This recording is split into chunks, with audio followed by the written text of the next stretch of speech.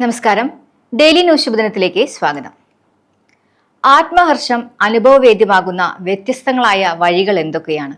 ഇന്നത്തെ ശുഭദിന ചിന്തയിലേക്ക്. Daily news ശുഭദിനം നിങ്ങൾക്കായി അവതരിപ്പിക്കുന്നത് അമൃത്വേണി ഹെയർ എലിക്സിയർ.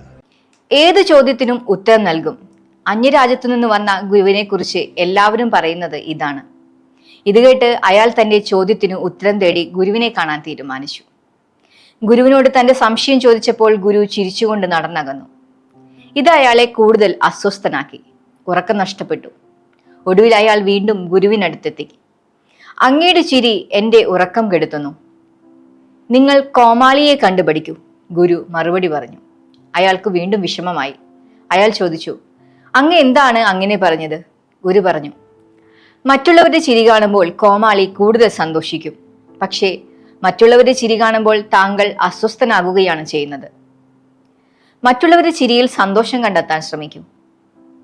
എല്ലാവരും എല്ലാവരുടെയും ആനന്ദത്തിന് കാരണമാവുകയും സന്തോഷത്തിൽ പങ്കുചേരുകയും ചെയ്താൽ അവിടെ ചില സൽക്കർമ്മങ്ങൾ സംഭവിക്കും. ആരും ആരുടെയും വേദനയ്ക്ക് കാരണമാകില്ല. ഒരാളെങ്കിലും സങ്കടപ്പെട്ടാൽ അയാളെ സന്തോഷത്തിലേക്ക് തിരിച്ചു കൊണ്ടുവരും. ഓരോരുത്തരും തങ്ങളുടെ ചെയ്തികൾ അന്യന് ഉപദ്രവമാകുമോ എന്ന് ചിന്തിക്കും.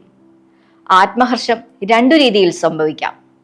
അവനവന്റെ നേട്ടം കൊണ്ടും അന്യന്റെ സന്തോഷം കൊണ്ടും.